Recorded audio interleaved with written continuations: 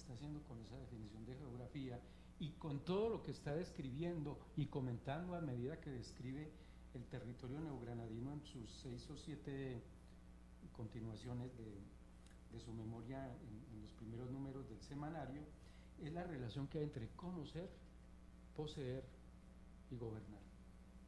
Conocer el territorio era casi poseerlo y poseerlo era casi gobernarlo. Entonces, yo soy de los que piensa que lo que estaban haciendo, así fuese de manera subordinada, atada a las premisas del Estado, a lo que el Estado les dijera que era lo importante y que no era lo importante, aún así estaban haciendo ciencia, y estar haciendo ciencia era estar conociendo, y estar conociendo era una manera de sentirse superiores a los demás, tan superiores que podían aconsejar al rey acerca de cuáles eran las prioridades para el ejercicio de un buen gobierno. Y finalmente, algo que me interesa mucho de esa misma memoria de Caldas, es que hace creer, sobre todo cuando está haciendo el balance y proponiendo una misión científica, porque esa memoria de Caldas termina proponiendo una misión científica para hacer la cartografía de todas las provincias de ese tiempo. Él hace entender que la geografía pertenece a la esfera de los saberes mundanos, de los saberes propios del ejercicio de gobierno. Todos ellos indispensables, claro, para afirmar la legitimidad del poder soberano. Pero es tan importante ver cómo, cuando él describe con quiénes debe asociarse el geógrafo para hacer esa misión científica, porque cuando describe quiénes deben estar cerca de esa misión científica, quiénes deben estar insertos en una expedición científica de esa dimensión, no aparece ni el rey ni el sacerdote católico. Él hace una enumeración de quiénes deben estar, es decir, qué figuras sociales pertenecen al conocimiento científico, y el rey no está. El rey está en otra categoría, con seguridad, claro, le deberá obediencia si es un fiel vasallo, pero no aparece el sacerdote católico, no le otorga ninguna función. ¿Quiénes están? El político. Yo estoy citando la enumeración del mismo Caldas. Todo esto es para el político, para el magistrado, para el filósofo, para el negociante, para el viajero, para el botánico, para el mineralogista y para el militar. Es el mundo del gobierno, según él. Es el mundo de lo técnico, es el mundo de lo profano, es el mundo del saber. Pero allí no está el sacerdote católico, y ese es un dato interesante, que por lo menos, si de manera consciente o de manera inconsciente, está anunciando algún grado de secularización. El propio semanario, y aquí me detengo en algo que me parece que es necesario resaltar, y que eso sí no lo he visto en ningún lado, que se detengan a mirar esos otros discursos que aparecen en el semanario. Pienso en el discurso de Frutos Joaquín Gutiérrez. Si ustedes han leído con juicio el semanario El Nuevo Reino de Granada, entre los números 42 y 53 hay un discurso de Frutos Joaquín Gutiérrez, especialista en derecho canónico, sobre la elección de obispados en el virreinato. Y este señor especialista en derecho canónico, lo que hace en esos casi 10 números es proponerle al rey, dentro del sistema regalista que imperaba, es decir, en que lo civil estaba sobre lo eclesiástico, es decir, lo civil administraba la distribución de obispados y de parroquias. Gutiérrez le está sugiriendo dónde deben estar los obispados y los arzobispados. ¿Y con base en qué? ¿Cuál es el criterio de él para definir dónde deben estar? ¿Y cómo deben distribuirse los diezmos? Algo tan importante. Él lo está sugiriendo con base en el conocimiento geográfico de la época. Entonces allí hay un uso concreto, supremamente evidente, del conocimiento geográfico para hacer política, para para tener el control del territorio y de los seres humanos. Según la información geográfica, Frutos Joaquín Gutiérrez le está sugiriendo a la corona dónde deben haber obispados, según ciertos recursos naturales y según cierta distribución de la población en ese territorio. Entonces está sugiriendo que se erijan nuevos obispados en tal lugar, o que tal obispado administre además tal zona por tal razón, porque allí pasa tal río, porque allí hay tales fenómenos naturales, etcétera, etcétera. Entonces es un ejemplo, es una ilustración muy pronta de cómo lo que postulaba Caldas en su primera memoria ya tiene una realización concreta en otro intelectual de su propia generación, que es Frutos Joaquín Gutiérrez. Usemos el conocimiento geográfico para gobernar. Y algo más que me llama la atención profundamente del semanario es que como funcionó el semanario, como circuló y como difundió los resultados de conocimiento adquiridos por ciertos fulanos importantes en muchos lugares del territorio, era una demostración de la disponibilidad para exponer públicamente hallazgos, y al exponerlos públicamente ponerlos en discusión. Tanto que hay una discusión entre Diego Martín Tanco y Caldas sobre este problema tan interesante que merecerá otra conferencia de alguien que sepa sobre esto, sobre el influjo del clima en la población. Y Tanco lo controvierte, y Caldas después se replica. En eso se va buena parte del primer o segundo año del semanario, si no me equivoco. Tanco controvierte la primera memoria que publica Caldas, y luego Caldas va a discutir sobre la polémica que le entabló Tanco, y eso lo hacen públicamente. Y partiendo de una premisa, porque además hay un epígrafe que ahora no recuerdo en esa segunda intervención de Caldas sobre el tema. Es que consideran que la opinión pública es el Tribunal Supremo, que dirime ciertas discusiones. Es decir, ellos mismos hacen sentir que lo que ellos saben puede ser falible y puede ser discutible, y pertenece al terreno de lo mundano, de lo discutible. Y eso es muy moderno. Eso es muy moderno para que lo estuviesen discutiendo en ese momento.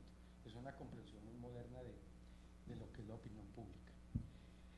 Todo esto que les he dicho con no mucho orden me permite sacar algunas conclusiones. Estas conclusiones también son provisorias y muy discutibles, porque esto lo he venido pensando. Como les dije, yo soy un pasajero en este tema. He llegado a este asunto por otras razones y no tengo la trayectoria ni el bagaje de muchos de ustedes que llevan buen tiempo dedicados a escudriñar en detalles tan sesudos de lo que fue el aporte de Caldas y otros a la historia de la ciencia en Colombia. Yo creo que entre el legado de la Ilustración está el legado de hacernos creer que las ciencias por antonomasia son ciencias útiles, que no hay ciencia inútil, o si hay ciencia inútil, pues no es ciencia, que casi es un pleonasmo decir ciencia y decir que es útil, porque si no es útil, eso no es ciencia. Es decir, esa noción instrumental de la ciencia parece ser un buen o mal legado ilustrado, y quizás hoy en día lo que nos toca es saber definir por lo menos tener una clasificación de la ciencia según este criterio. Es que hay ciencias útiles porque son ciencias inmediatamente instrumentales para el buen gobierno, y hay otra, y quizás nosotros, por ejemplo, en humanidades nos dedicamos a algo inútil, ¿no? Hacer ciencias humanas es hacer cosas completamente inútiles, porque eso no le interesa a nadie. Pero también permite poner en cuestión si las ciencias útiles, por muy útiles que sean, terminan siendo tan subordinadas, tan heterónomas como cualquier otra ciencia.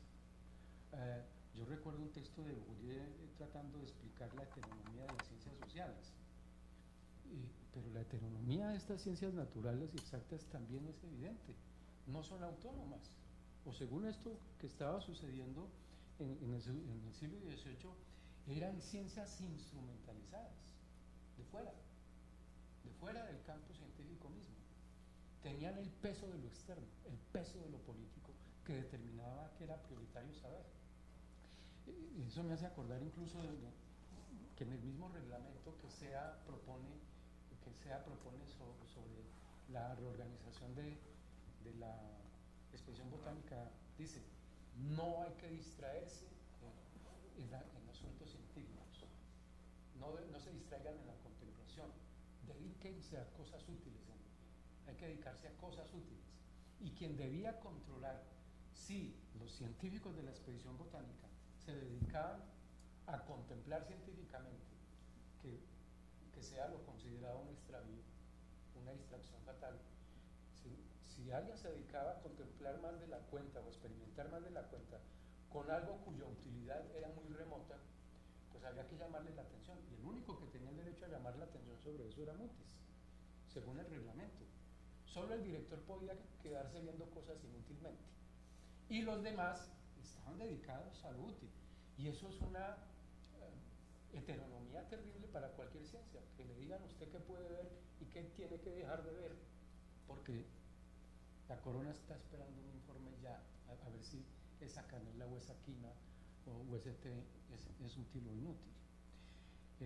Entonces estamos ante un universo de ciencias completamente subordinadas, instrumentalizadas por el peso de lo externo.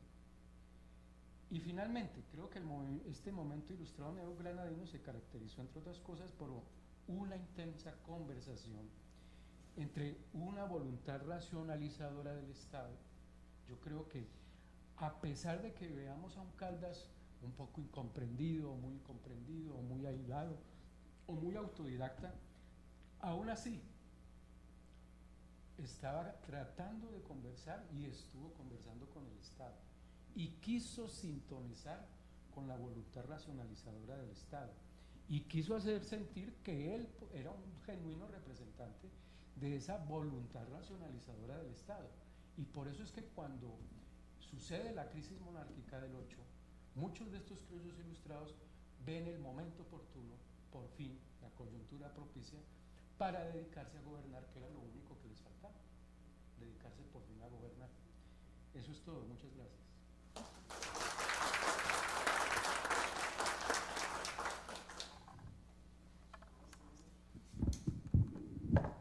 Bueno, muy bien. ¿Preguntas? ¿Comentarios?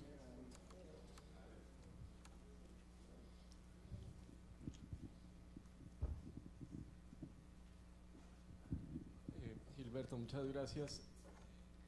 Una pequeña reflexión sobre este tema de cómo pensar las relaciones entre ciencia y política.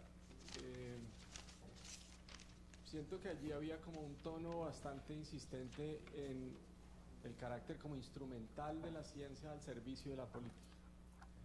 Un tema que podría uno pensar mantiene como en dos esferas distintas, una cosa que es la política, otra cosa que es la ciencia, que tiene una relación muy estrecha según usted lo muestra, pero me atrevería a preguntarle qué opina o cómo ve la idea. Tal vez es una herencia de Michel Foucault y que otros sociólogos, historiadores de la ciencia han asumido con mucha fuerza, que es más bien ver las prácticas científicas en sí mismas como prácticas políticas. Digamos, alguno lo ponía, no se trata de ver la ciencia en la historia imperial, sino la ciencia como historia imperial.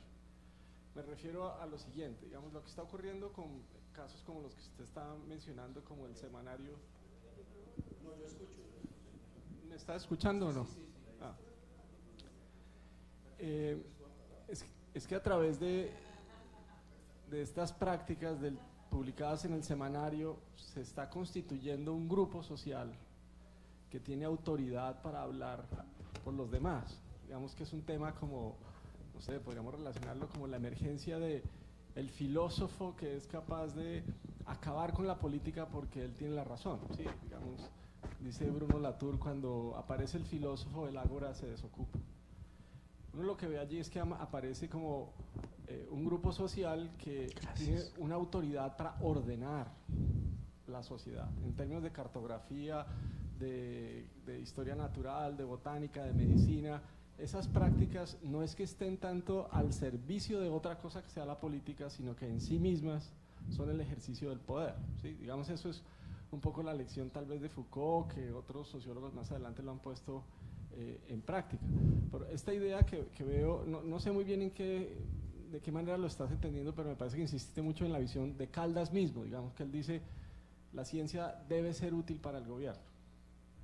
Pero creo que allí hay un elemento para pensar con cuidado, que es que a través de estas prácticas se está haciendo política, y con esto no quiero decir, no es un ataque a la ciencia, no es un ataque como, la ciencia se politiza, ¿no? Sino que la ciencia en acción produce sujetos con autoridad, produce órdenes naturales, produce jerarquías, produce fronteras, ¿cierto? Entonces, no sé si en ese sentido puede ser un comentario a que la versión que estás contando es un poco la versión más tradicional de ver la política como, la ciencia como un instrumento al servicio del poder y no como una práctica de poder en sí misma. No sé si me hago entender con la reflexión. Sí. ¿Voy respondiendo o...? Bueno, hagamos una ronda de 3 preguntas para que Muy buenas tardes, señor profesor Loaiza. Bueno, esto no es más como una pregunta, sino más bien pues como en algo en especie de síntesis de lo que usted ha dicho, en base a algunas cosas que he entendido, sí, y algunas cosas que se podían resaltar para el contexto actual, ¿no? Y otra cosa que usted mencionó respecto a lo de las ciencias útiles.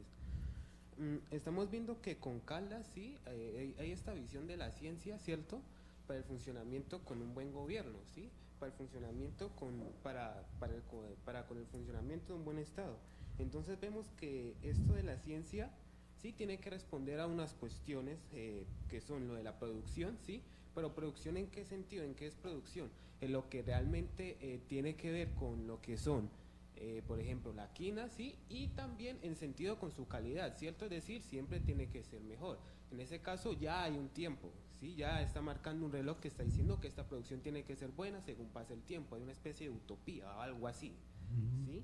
Y también estamos viendo que la ciencia responde a la misma ciencia, es decir, al conocimiento, ¿sí? Pero ¿a qué conocimiento y cómo el conocimiento? ¿A cómo se llega a y cómo ese tiene que ser útil? Entonces estamos viendo cómo tiene que ser útil esto del conocimiento de la ciencia. Entonces estamos viendo que el conocimiento de la ciencia aquí es útil, sí, para el buen gobierno con este ideal de Caldas, algo que es realmente magnífico, pero su aplicación, sí, y cómo entonces la ciencia sí va a ser útil, sí, en qué contexto es útil, sí, en qué contexto histórico realmente un conocimiento científico es realmente, entre comillas, útil. Por ejemplo, dijiste que esto sí es muy aludido, que lo de las ciencias sociales no son realmente útiles, que les importan muy pocas personas, ¿cierto? Pero cuando les importan muy pocas personas, a veces no es porque tengan que tener una especie de interés físico o meramente interés en saber de esto de la ciencia, sino más bien que estas ya de por sí ser humanos, de por sí ser seres sociales, los acogen. Y por ejemplo, ¿en qué sentido? Por ejemplo, las ciencias sociales acogen a la sociedad, y en qué forma se vuelven útiles. Por ejemplo, en las redes sociales y la virtualización, ¿sí? Por ejemplo, en el caso que pasa con GitHub, una empresa de desarrollo, Microsoft y Trump, ¿sí? Que estas personas están en contra de lo que está pasando con Trump y cómo Microsoft ayuda al reconocimiento facial, ¿sí? Entonces estamos viendo que hay unas cuestiones en que a veces no es que tenga que ser algo sólido o meramente en que se diga esto es útil, sino más bien en el comprendimiento para ver cómo es que funcionan estas cosas, y estas cosas se transportan ahora sí en un marco meramente físico, meramente social. Gracias. ¿Alguna otra intervención? Ya voy para allá.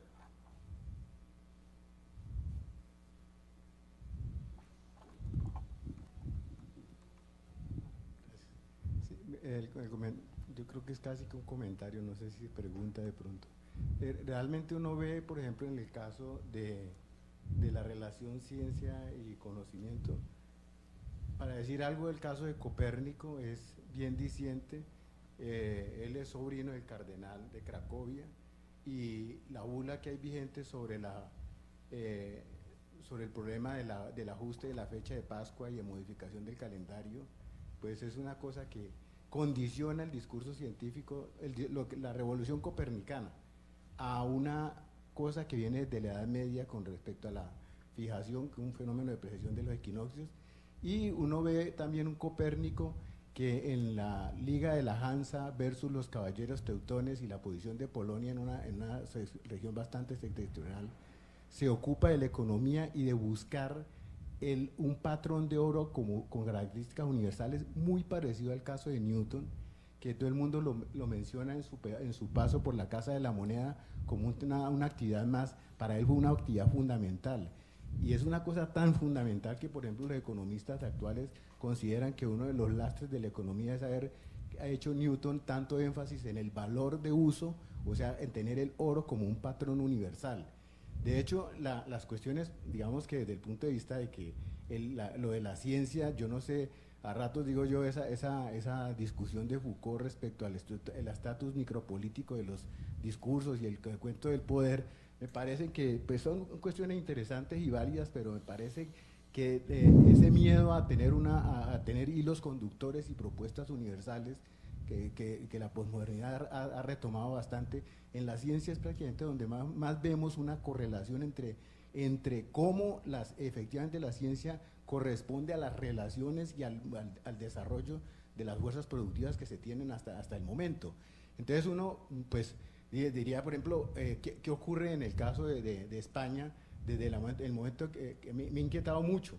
El hecho de que el botín de Esquilache que ocurre en España cuando la reacción jesuítica al ingreso de los Borbones produce un movimiento contra la política de los Borbones emergencistas, y que yo de alguna manera la encuentro muy parecida a lo que ocurre en la Revolución de los Comuneros, cuando se dice que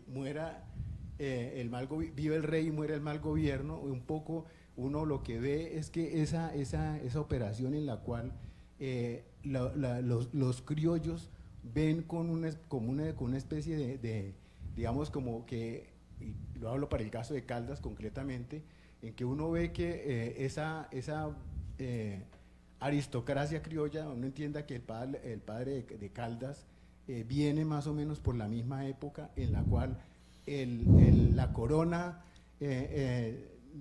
corona de los Borbones trae una serie de funcionarios que van a asumir todo esto de bienes muertos de la iglesia, sobre todo de los jesuitas, y se toma, por ejemplo, en el caso de la Revolución de los Comuneros, como efectivamente hay como una especie de reacción como contra la modernización borbónica, ¿sí?, en la cual Carlos III emprende más o menos todo lo que nos ha expresado respecto a la utilidad de la ciencia, pero que en cierta forma, justo entre la Revolución de los Comuneros, la Revolución Francesa y los levantamientos de 1810, que uno ve que esa burguesía, que esa aristocracia criolla local, que por ejemplo en el caso concreto de Camilo Torres Tenorio, que prácticamente lo que están es pidiendo los fueros para, digamos, recuperar a nuestro Marcelino Menéndez y Pelayo. Nosotros somos casi que más españoles que los españoles peninsulares, y reivindicar traer a Fernando VII, por ejemplo, como lo hacen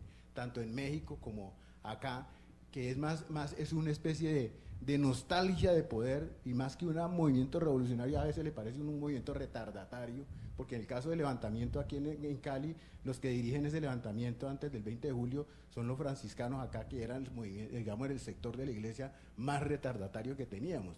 Entonces uno ve que efectivamente había como hay como un proceso de madurez lento de las condiciones acá, pero que reflejan en cierta forma las situaciones de la provincia española, que desde, digamos, cuando la llegada de Carlos IV y finalmente el ingreso de Fernando VII, de alguna manera pues estamos como replicando ese periodo de la peninsular en una copia extraña aquí con los criollos. Miren, de alguna forma, sí, hay como una especie de proceso de ir incorporando los hechos de los desarrollos científicos que se están haciendo, pero como muy a la manera peninsular. ¿Sí? Bueno, si me permite, yo creo que eso es suficiente como para responder a lo que ustedes tres han dicho. Grosso modo, todo apunta a que yo deba agregar lo siguiente para intentar responderles. Yo creo que aquí lo que me parece interesante es que estamos ante un momento del Estado. Nos hace muchísima falta una historia del Estado. Aquí lo que hay es un nuevo tipo de relación que es necesario comprender entre el Estado y la ciencia. Yo estoy completamente de acuerdo con Mauricio. Las prácticas científicas son, en últimas, prácticas políticas, sin duda alguna. Pero si hay un momento en la historia del Estado moderno en Occidente, en que el Estado deja de apelar, por ejemplo, al conocimiento religioso o al sistema de creencias, para apelar a técnicos, sabedores de tal o cual cosa que le ayude al Estado a calcular, a predecir, y no a predecir con el método profético del personal religioso o de los adivinos, no, a predecir según los cálculos científicos, según los cálculos del economista o del geógrafo o del físico o del médico. Eso tiene un momento, eso comienza en algún momento y quizás ese momento está comenzando a vivirse con cierto detalle en este momento para nosotros, en que un Estado que tiene una voluntad racionalizadora apela para ciertos aspectos al conocimiento que pueden ser suministrados por este tipo de individuos como Caldas, como Mutis, como sea, en fin, mediante una expedición botánica, sin abandonar los métodos propios del gobierno de las almas, porque no olvidemos que mientras en buena parte de la historia de la expedición botánica hay un arzobispo virrey que es protector de la expedición botánica, que fue necesario, fue una de las consecuencias del levantamiento comunero, acudir al conocimiento y al poder de la Iglesia Católica para controlar ciertos territorios. El mismo informe de Finestrat, ¿por qué envió a Finestrat a la zona de lo que hoy son los Santanderes el gobierno español a rendir un informe sobre qué pudo haber pasado en esa zona para que hubiese habido un levantamiento comunero? Ese informe de Finestrat tuvo también su función al mismo tiempo que en otras partes del territorio iba a comenzar a cumplir alguna función la expedición botánica.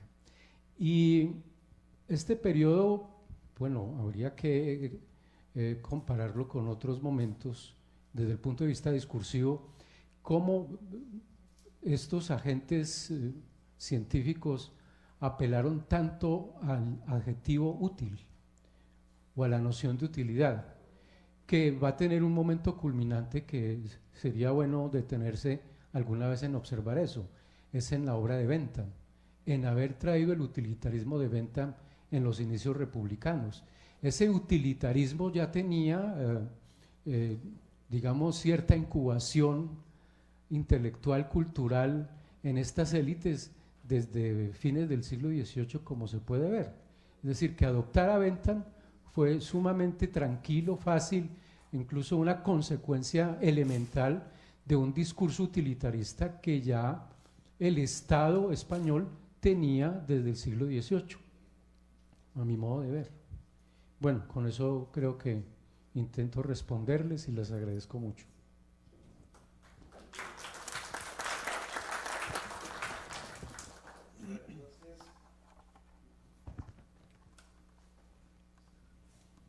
Voy con la última charla, con la última conferencia.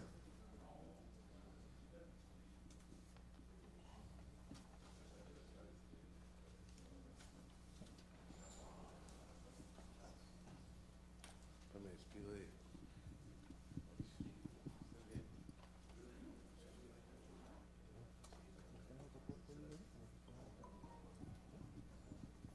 Bueno, entonces la conferencia de cierre que está a cargo del profesor Luis Carlos Arboleda Aparicio, se llama Caldas, Matematización de la Naturaleza y Sentimiento Telúrico.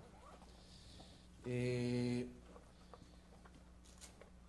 profesor Luis Carlos Arboleda Aparicio es investigador emérito de Colciencias 2018 y profesor titular jubilado de la Universidad del Valle, en donde continúa prestando sus servicios docentes en el doctorado de Educación Matemática del Instituto de Educación y Pedagogía, miembro del grupo de Historias y Filosofías de la Práctica Matemática y del grupo Nación, Cultura y Memoria de esta institución. Realizó estudios de licenciatura en Matemáticas y Física en la Universidad del Valle y en la Universidad Santiago de Cali, de especialización en Lógica y Epistemología de la Ciencia en el Instituto de Historia de las Ciencias de la Academia de Ciencias de Varsovia, y de maestría y doctorado en Historia de las Culturas, los Saberes y la Educación de la Escuela de Altos Estudios en Ciencias Sociales de París. Es miembro de número de la Academia Colombiana de Ciencias Exactas, Físicas y Naturales, en donde coordina el grupo de Historia y Filosofía de las Ciencias. Bien, entonces le agradecemos su participación y su liderazgo al profesor Luis Carlos Arboleda en estas jornadas.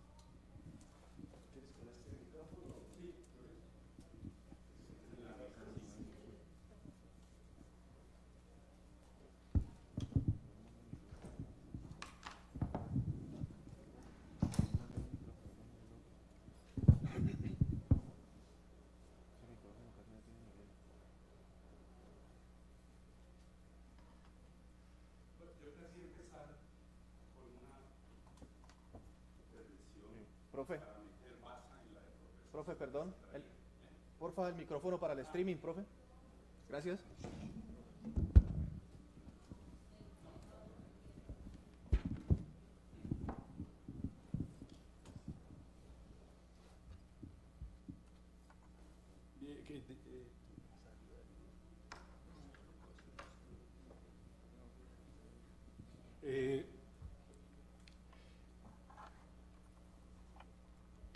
Cuando Caldas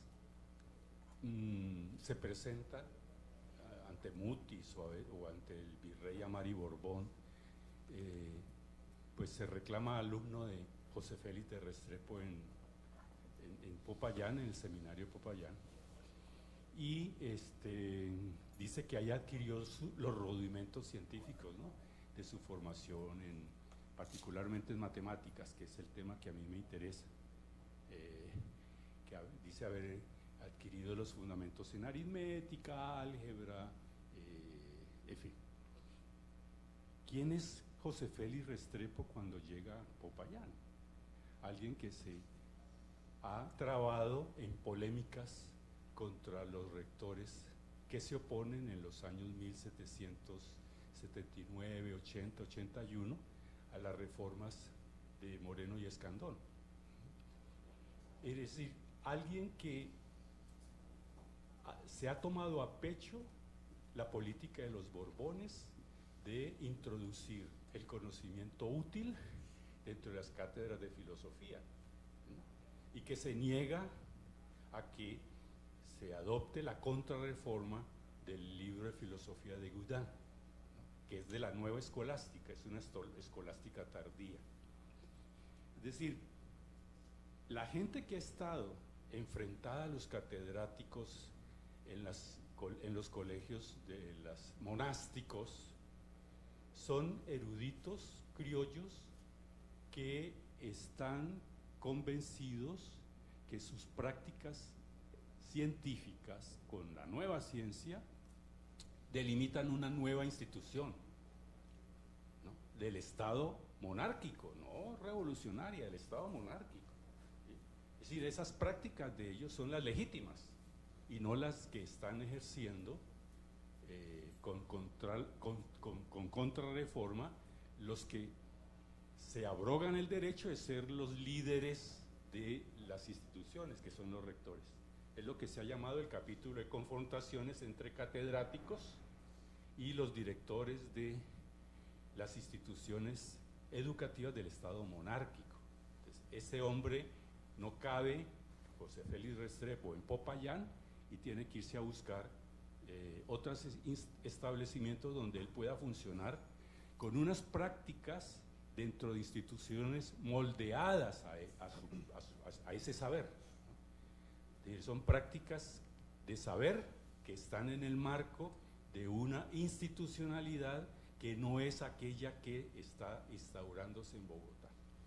Yo muchas veces me he preguntado si en su formación, aparte de haber estudiado los rudimentos de las matemáticas, Caldas no habría también adquirido de alguna manera ese sentimiento de protesta y de reivindicación de que estos letrados criollos como él tenían legítimos derechos a administrar una institución educativa dentro del orden monárquico, pero contrario al orden de las otras instituciones. Es un poco lo que Bourdieu ha establecido, de que las prácticas de expertos establecen relaciones de clausura del campo intelectual. Es decir, que el sello característico epistemológico y la orientación, que en este caso tendría el currículum y la enseñanza de la nueva ciencia en la filosofía, más no el saber peripatético, eso delimitaba un nuevo campo de administración de las instituciones que era en manos de ellos y no de los rectores monásticos.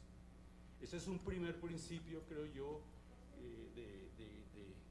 digamos, de formación de Caldas, que aunque uno no lo tiene suficientemente, digamos, documentado, me parece que podría ahondarse en ello para mostrar el surgimiento de lo que llama Gilberto una voluntad de gobierno, una voluntad de administrar, ¿no?, las instituciones desde el punto de vista del conocimiento y la competencia del saber del que yo dispongo.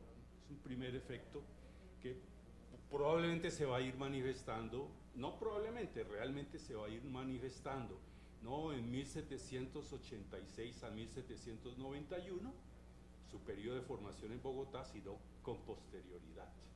Bien, pero ¿qué es lo que Caldas, para ya entrar en lo mío, que es la matematización? ¿Cómo uno puede abordar este tema de la matematización en las prácticas de Caldas? Bien, yo creo que retomo, a mí me parece que el principio metodológico que permitía mirar este tema de la formación de una cultura de matematización de la naturaleza en Caldas debería hacerse con el principio que ha enunciado Luz Marina, ¿no? Ver siempre momentos de cambio, momentos de transformación. Desafortunadamente la mirada del historiador desde el momento presente siempre trata como de ver todo, ¿no?, concentrado en un año, o en 2 y 3, y acá, en el caso de Caldas, me parece que la experiencia de meterse en la práctica misma de los saberes concretos va mostrando que hay una diversidad, que hay un cambio, una transformación continua de cultura, sea porque ahora sí tiene el libro que no tenía antes, sea porque ahora ve mejor el problema de matematización de la realidad que antes, sea porque en un momento tiene más datos acumulados para establecer correlaciones de variables apuntando a una fórmula que en otros. Es decir, hay que mirarlos desde un punto de vista de una transformación, e igualmente desde el punto de vista del contexto, ¿no? Sea que hoy esté o no en la expedición botánica, como decía Luz Marina, sea que yo ahorita esté en un proceso de autoformación, sea que mañana esté ya como funcionario de la corona en la expedición, ¿no? La relación con el saber, en particular matemático, cambia, y las formas de apropiación de los saberes matemáticos cambian en función de esos distintos momentos de las prácticas. Bueno, entonces en 1801, ¿qué tenemos nosotros como quién es ese Caldas al que se refiere Humboldt cuando llega a Pasto, y todos los notables de Pasto no hacen sino hablarle bellezas de Caldas, ¿no? y mostrarle los papeles de Caldas. Caldas no está en Popayán, Caldas está en Quito. ¿Quién es ese Caldas al que se refiere tan elogiosamente Mutis desde el punto de vista, me excusan, matemático? Pues bien, es un hombre que tuvo la suerte, como él lo dice y lo acabamos de mostrar, de haberse formado en los rudimentos de las matemáticas con Caldas, con Restrepo, en la cátedra de filosofía, llenando de contenidos de ciencia la filosofía peripatética vieja, es decir, estableciendo un punto de no retorno en la formación de la filosofía, aquella que dialoga con la nueva ciencia, no es aquella del peripato, esa es otra ya superada. Ha tenido esa suerte. Luego, no es tan cierto que estando aislado en el San Bartolomé estudiando el bachillerato de leyes, él haya estado en una situación de total aislamiento del conocimiento viejo. No, esa sociedad bogotana, por lo menos las polémicas que se estaban dando, ¿no?, entre los catedráticos y los rectores, y la contrarreforma del plan de Escandón y la reforma del virrey Caballero y Góngora, todas estas cosas, no es cierto que él no las haya vivido y que él haya permanecido 4 años adocenado a las viejas formaciones de la jurisprudencia. Eso es un asunto que habría que mirar, pero que algo se ha debido ir manteniendo y renovando en ese periodo en términos de lo que él estudió en Popayán años antes. Pero lo que verdaderamente sí tenemos documentado es que es del 91 al 96 hizo un esfuerzo enorme de lecturas de textos matemáticos en varias visitas a Bogotá, y que había tertulias en Popayán, ¿no?, interesantes. Es decir, que ahí viene su periodo de autoformación. Y él menciona los libros que ha mencionado, ha registrado ahora Luz Marina, ¿no? Y si uno mira esos libros, se encuentra con que son libros de la segunda mitad de la Ilustración, ¿no? Es decir, en donde la matemática ya se va orientando hacia una matemática de orden republicano, ¿no?, en el sentido de los temas y de los enfoques. Por ejemplo, cuando él se refiere al curso de Bessou para los guardias marinas de Francia, se está refiriendo a uno de los primeros textos sistemáticos para enseñar la matemática en un colegio militar, desde un punto de vista, de una perspectiva no enciclopédica de la primera Ilustración. Aquí ya se trata de una formación en un conocimiento para preparar profesionales, es decir, es un conocimiento, digamos, orientado en una dirección no especulativa de la matemática, del orden, por ejemplo, del libro de Christian Wolff, que empieza a explicar Mutis en la cátedra de matemáticas en el 62, y que promueve que sea el curso de la reforma de la matemática. No, ahora ya se trata de un curso como el Bessou, que él ha leído en Bogotá, ¿no? Ya no importa tanto, la autoformación a veces se ha visto en Caldas como una falla, en la medida en que no es académica, en la medida en que no está organizada por un currículum, ¿no? Pero tal vez es un beneficio en la medida en que está al margen de las polémicas de reforma y contrarreforma y planes de estudio. Él escoge los libros que él va a leer y los lee como él quiere leerlos, ¿no?, y se forma en los saberes matemáticos que él requiere. Y el Bessou es un libro de primer nivel para él.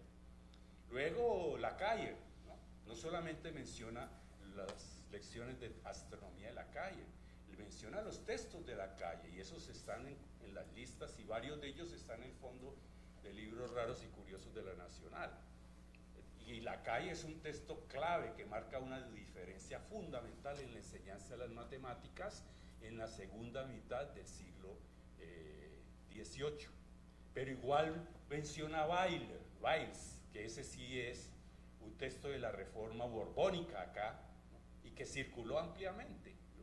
Los tanto en una versión de 3 volúmenes compendio como una versión de 10 volúmenes, que es una copia en particular en España del libro de Bessou. Es decir, que está por aclararse Caldas, lector de todos estos autores, cómo lo fue, cómo lo hizo y qué signos tuvo pues su autoformación. De todas maneras, entonces, esa es la cultura que tiene matemática de lector de obras que ha adquirido Caldas en 1801 y que están obviamente en función de un sentido de utilidad. ¿Sí?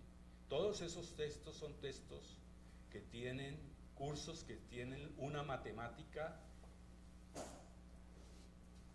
digamos, básica,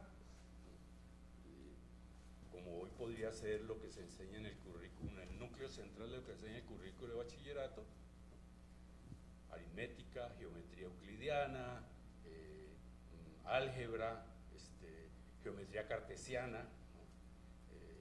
Una fuerte formación en métodos cartesianos para poder, por ejemplo, establecer las cuadrículas de hacer los perfiles, ¿no?, de las montañas. Esas cuadrículas, eso es todo un método de coordenadas en el cual él se ha tenido que formar, o para poder transferir, hacer las simetrías, ¿no?, entre las coordenadas astronómicas terrestres y las coordenadas celestes. Ahí hay mucho que trabajar en las geometrías cartesianas, igualmente en la trigonometría y en la teoría de logaritmos. Pero todos esos cursos también tienen volúmenes como el de Bessou, en donde todos esos elementos de saberes matemáticos están interactuando con otros saberes de otras teorías. Ahí está la dimensión que plantea Gilberto de utilización de los saberes en otros campos teóricos, ¿no?, matematizables, ¿no? Y también hay en el tratado tipo Bessou y en el de Bayes, aplicaciones de esos saberes a la solución de problemas concretos de explicación de la naturaleza, sean problemas de la mecánica celeste, sean problemas de la mecánica newtoniana, sean problemas de las fortificaciones, sean problemas de lo que sea, ¿no? No olvidemos que Caldas trabaja con mucha competencia como ingeniero militar en Antioquia, y la formación, si bien es cierto, la desarrolla en esos años bajo la presión del cargo que tiene y de las responsabilidades que tiene. Él tiene en sus manos las obras que le permiten eso, y Bessou es una obra que le habría permitido perfectamente aplicar las matemáticas a las fortificaciones, a la arquitectura militar, que es uno de los volúmenes del Bessou. Bien, en fin, estas cosas nos muestran pues ese Caldas al cual se refiere Humboldt en la frase que ustedes han visto, y de esa frase yo solo quisiera detectar dos aspectos que me llaman la atención, ¿no?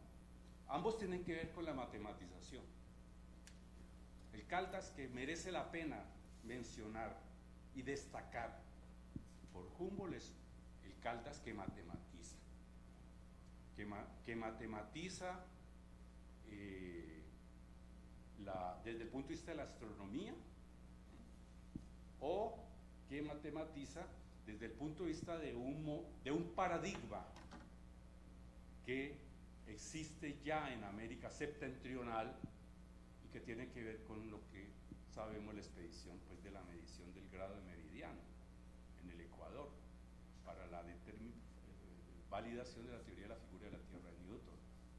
Esa expedición, como nos lo recordó Luz Marina, pues fue inusual no solo por el carácter científico de su propósito, sino por su estadía acá y por todo el impacto que esa expedición tuvo en el Ecuador, ¿no? Tanto que, como dice Humboldt ahí en la parte final, estos criollos letrados del Ecuador, incluida Popayán, se sentían en otro mundo, se sentían que la ciencia finalmente había colocado su terreno en el dominio histórico del mundo. Primera vez que la provincia de Quito, incluido Cauca, aparecía en el mapa de la ciencia mundial, dirimiendo una controversia entre dos escuelas de astrónomos del mundo, los Cassini y Newton, sobre la figura de la Tierra. Pues en su momento eso era algo espectacular, y estos individuos lo sabían. Restrepo lo enseña en sus lecciones de física, eso está documentado. Ese capítulo lo enseña de manera importante en sus lecciones de física. Eso genera un sentimiento telúrico, es ese al que se refiere Humboldt. Madame Chenu nos ha hablado de los criollos letrados de la época que establecían esas prácticas de relación con el saber que delimitaban campo, que fijaban reglas de clausura del campo, en el sentido de lo que solo podían ejercer esas prácticas individuos que tenían la legitimidad de la apropiación del saber, se habían excluidos, ¿no? Y eso se traducía en que el campo podía tener y debería tener el derecho a funcionar en cierto tipo de instituciones bajo el dominio y control de ellos y no de otros.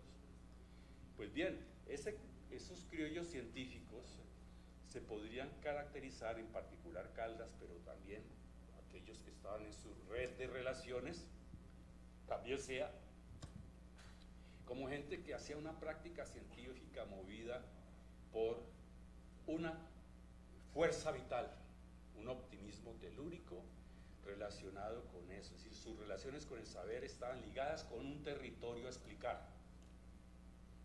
En ese sentido, pues, el concepto de utilidad tiene un sentido epistémico, no es solamente algo externo a, sino que la práctica misma, con su objeto particular epistémico de explicación, ¿no?, implicaba un relacionamiento con un saber, digamos, propio de esa élite.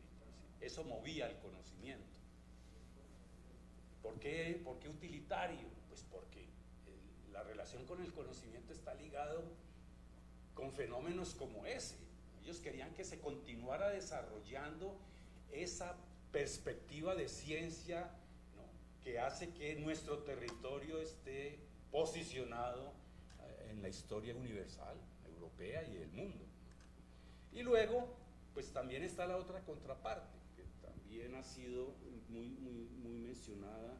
Mauricio nos lo ha recordado en diferentes momentos, que es una cosa muy dramática, esa carta de Caldas en donde dice qué triste labor de un americano, ¿no?, en la ciencia, cuando ha llegado a una innovación o algo que cree que es una innovación, lo único que puede decir: no está escrito en mis libros, no tengo cómo falsear mi innovación, no tengo cómo verdaderamente demostrar que si eso no es innovación.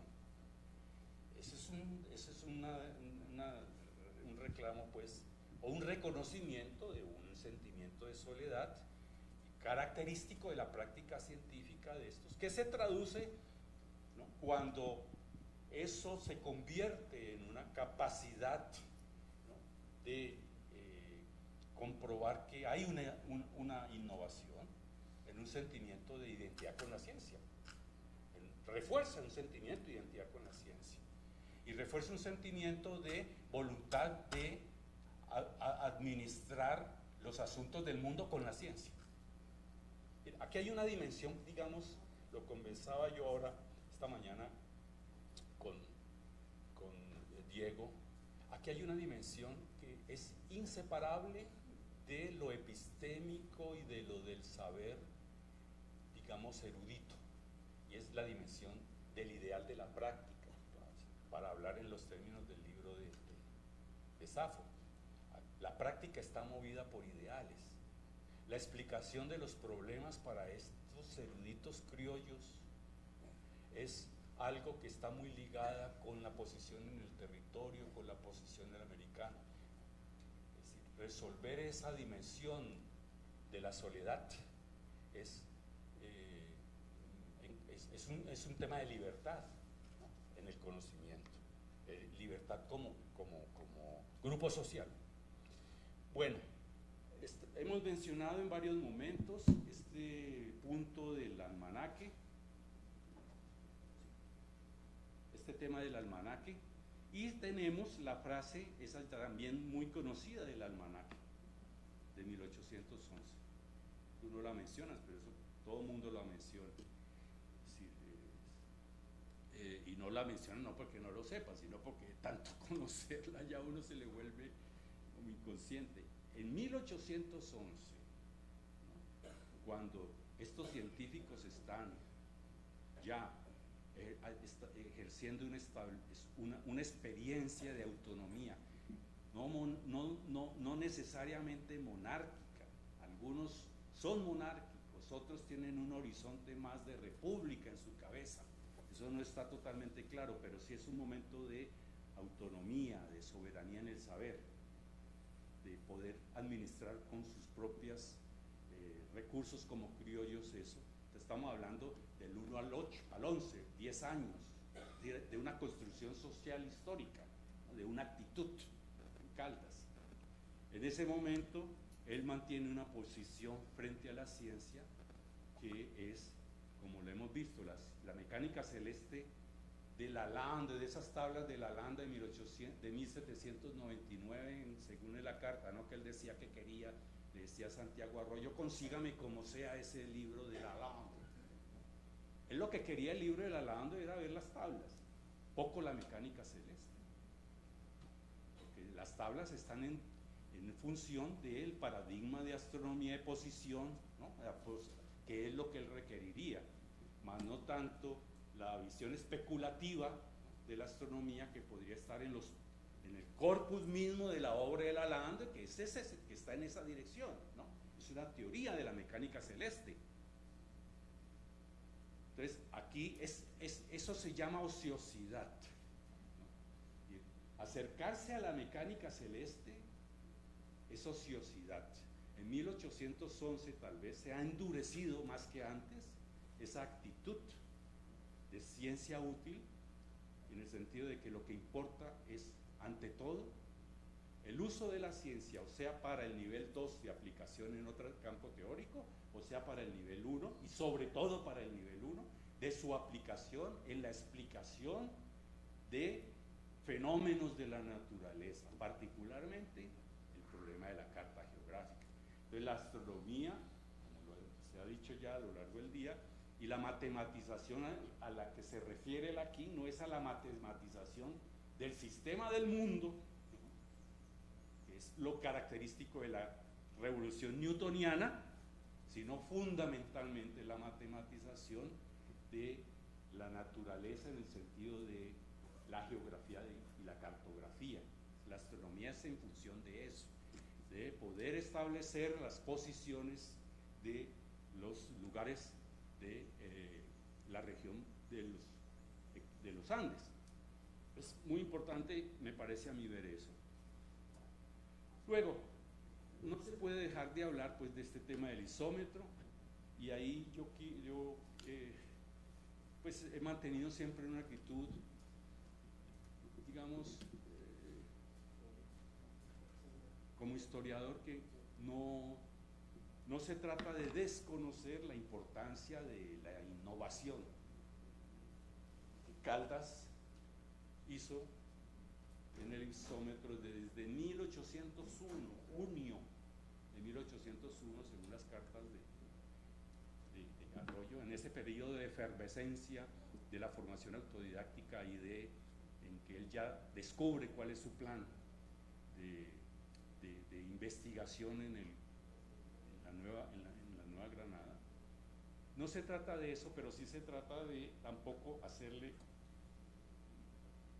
de continuar desarrollando una historia agiográfica del santoral, ¿no? Hablando pues de que es la gran invención, como se hizo a todo lo largo del siglo XIX con esto de la isometría. Entonces, lo que trato de mostrar aquí es con hechos propios de la práctica misma, no inventándose uno teorías, marcos conceptuales, sino desde la misma práctica del individuo, tratar de mostrar los límites de su invención, ¿no? probablemente él entendió, y es una de mis hipótesis, los límites de su invención mejor que nadie. Entonces, ¿qué pasa? Todos lo sabemos, basta uno ir a Wikipedia y ahí está el capítulo de Caldas. Digamos que en la Enciclopedia Mundial de Internet aparece legitimado, ¿no? La invención de Caldas del isómetro, aunque con matices.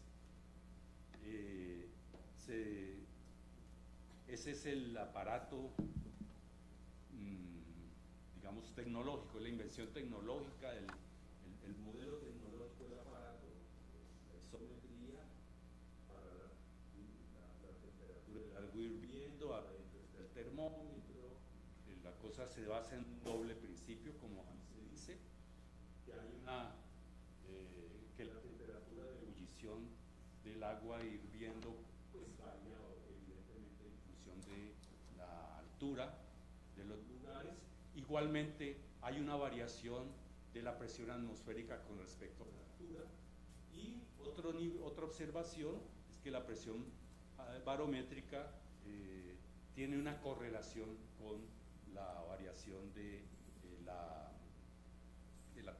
digo que la temperatura tiene también una correlación con la variación de la presión atmosférica. Entonces, de lo que tenemos allí son correlaciones de variables.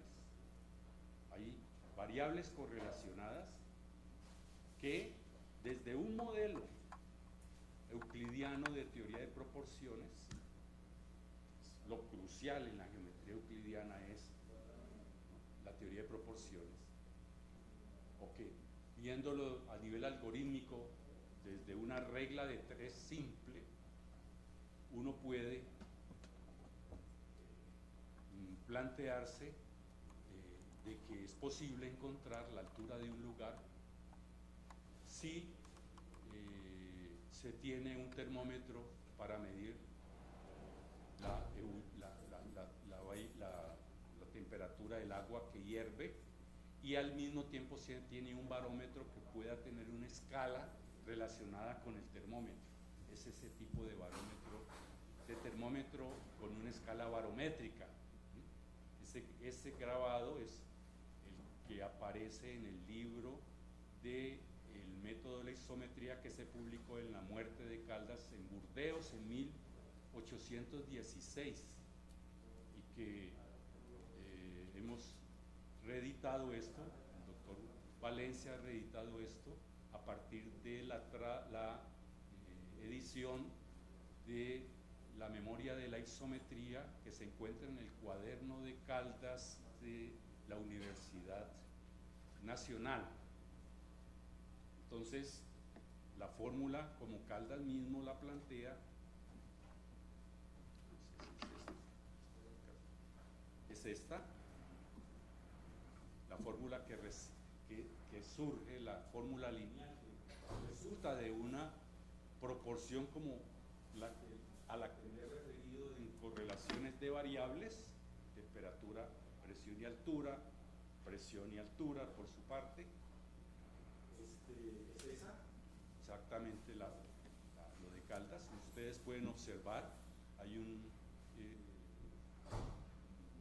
formación básica en geometría euclidiana, hay una formación básica en aritmética, hay una manera de registrar en unos símbolos, en una escritura dual cartesiana de incógnitas y constantes, hay una manera de saber registrar eso, es decir, hay unas competencias con unos saberes de la aritmética, del álgebra, de la geometría cartesiana, que permiten a ese nivel de la linealización del fenómeno matematizarlo.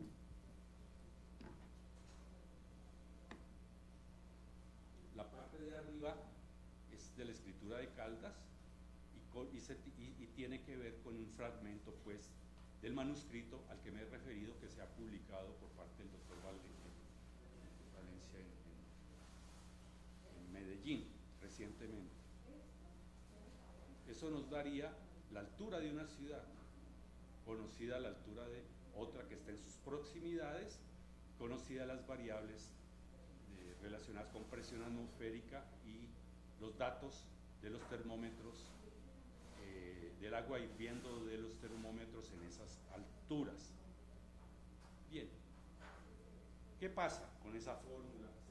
Según nos cuenta pues la historiografía que ya está sancionada, en particular Wikipedia, es que esa fórmula no muestra diferencias sensibles con las observaciones en alrededores de Popayán y Quito. O sea, cuando usted va a ver la validez o utilidad de la fórmula en la explicación de un fenómeno, se encuentra con que Popayán y Quito funcionan a los alrededores. Entonces el modelo lineal era comparable a las reglas isométricas de Delisle, más primitivas, y de Schutzborn. Sí, eso ya se conocía, y es probablemente aquello a lo cual se dio cuenta Caldas por su relación con Humboldt. Cuando hablaron de estos asuntos, no quiero detenerme aquí, pero probablemente muchos de ustedes saben que aquí hubo un contencioso muy complicado en la relación entre Humboldt y Caldas, que ha pasado por la interpretación de muchos autores en el pasado de que aquí hubo un robo de la isometría por parte de Humboldt a Caldas, o que hubo un silenciamiento, un secreto de Humboldt con respecto a Caldas. Este tipo de problemas no me interesan tanto por ahora aquí. Esta es la memoria que les había comentado. Sin embargo, ese modelo lineal ya no se muestra válido para cuando uno tiene las correlaciones de variaciones que se han establecido en mediciones de alturas muy elevadas, lo cual muestra que no es lineal el modelo, que la matematización del ipsómetro no es universal, tiene, o mejor, tiene su validez en unos niveles de altura muy bajos, pero no es lo propio para la utilización de estos saberes en lo que es el programa fundamental de Caldas, que es cartográfico y geográfico, para hacer los perfiles de las altas montañas a los que se ha referido el doctor Valencia ahora. No, esta matematización no era la que él requería para aquello, ¿no? Ni es la que se ve en el perfil de Humboldt, tampoco, ¿no? Ese tipo de matematizaciones, pero en la lámina esa de Humboldt uno encuentra en los lados las relaciones de altura como variable independiente de todas las correlaciones de presión. Esa por una parte, pero por el otro lado, y ya que me refiero a lo de Humboldt, en este perfil no están incluidas las distintas variables que intervienen en la medición, en las mediciones que Caldas está dando. La altura tendría que haber sido corregida por las variaciones de presión tendrían que haber sido corregidas, por ejemplo, por el factor viento, por los factores de luminosidad. Es decir, ahí hay una serie de variables que no ingresan. La latitud misma del lugar. Esas variables no ingresan dentro del modelo de Caldas, con lo cual lo hacen más simplificado para explicar un fenómeno. Sin embargo, con ese modelo él explicó lo suyo y funcionó. Bien. Entonces, es eso.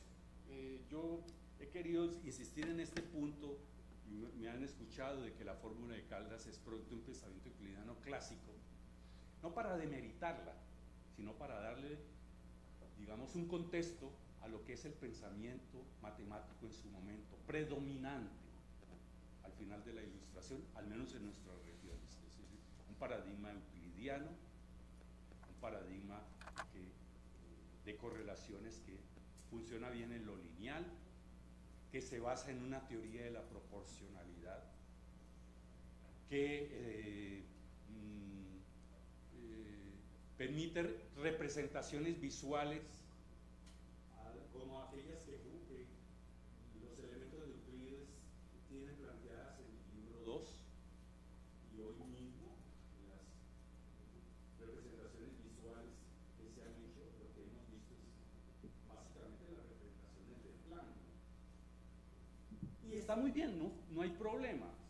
Levantar alturas de tercera dimensión en un plano, que es una novedad impresionante en la cartografía de Caldas.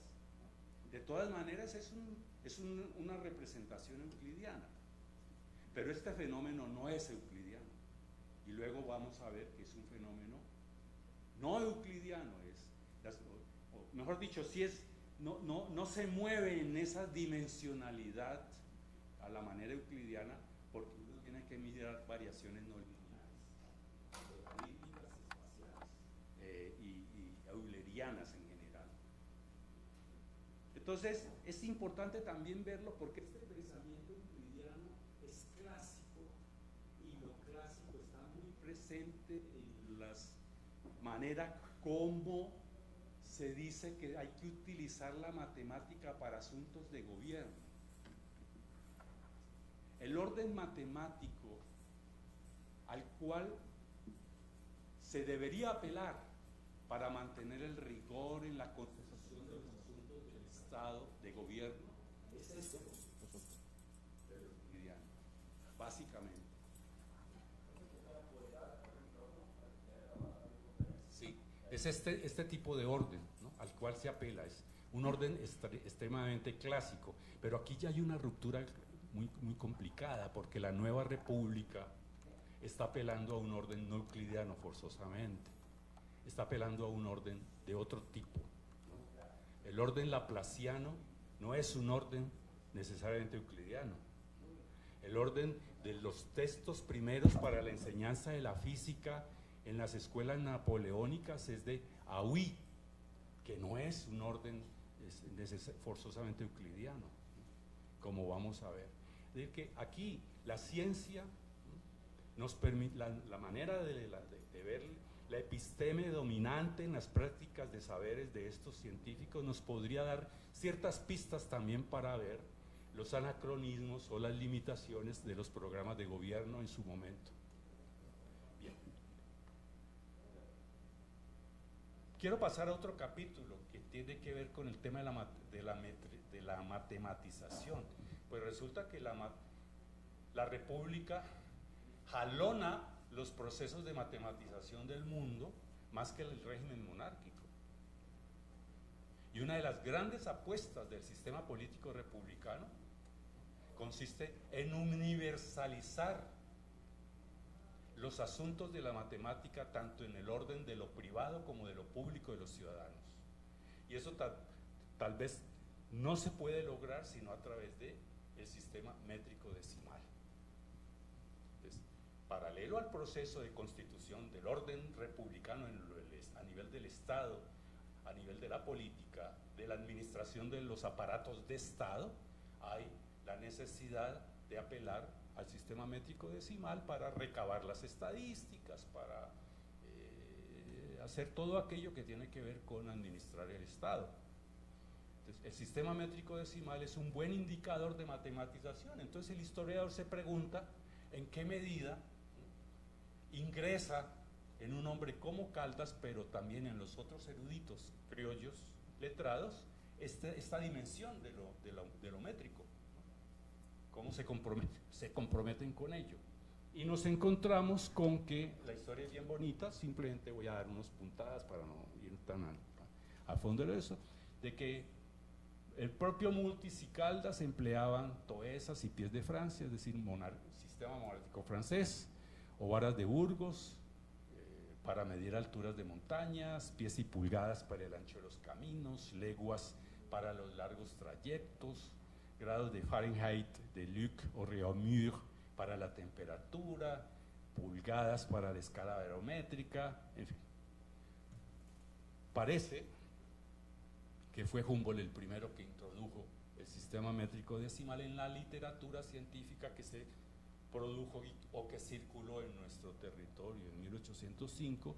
En la edición de la geometría de las plantas aparecen ya mediciones de métricas, en sistemas métricos. Yo no recuerdo bien si en el manuscrito de acá que se publica en el semanario aparece esto, pero de todas maneras la hipótesis es muy, digamos, uno puede atreverse a formular la hipótesis de que cuando Humboldt circular ese manuscrito para que demoró tanto en llegar a su destino de Mutis, y que mientras se sacaban copias, tal vez una, pero probablemente otras, ahí apareció esta idea pues de la metrización, sin que ello haya sido el primer momento de la metrización, porque probablemente en los textos anteriores franceses, ya en 1802-3 podría haber llegado a manos de esos.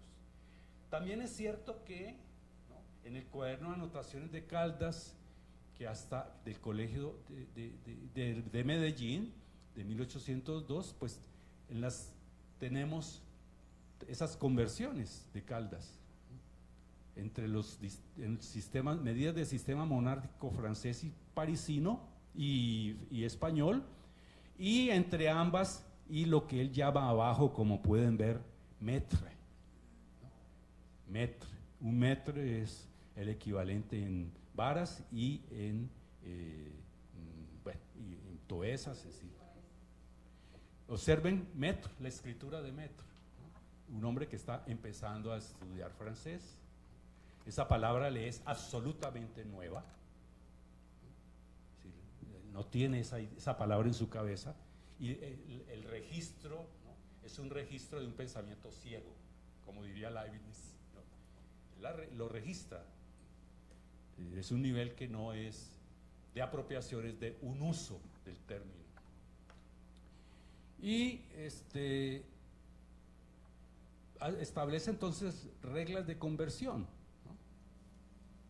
Establece reglas de conversión. Ahí tienen otro fragmento ya con una tabla mucho más limpia, ¿no?, ordenada, que permita llevar de un sistema de registro semiótico de medidas a otro sistema de registro semiótico de medidas. Ahora, aquí hay un problema cultural, me adelanto a decirlo. Una cosa es el que uno tenga, de que un saber ingrese en el horizonte cognitivo de un individuo, y otra cosa es que ese saber, ¿no?, entre en la conciencia del individuo de una manera ya, digamos, de apropiación para su uso, por ejemplo, en una medición. Ahí hay un problema de mediación cultural complejo.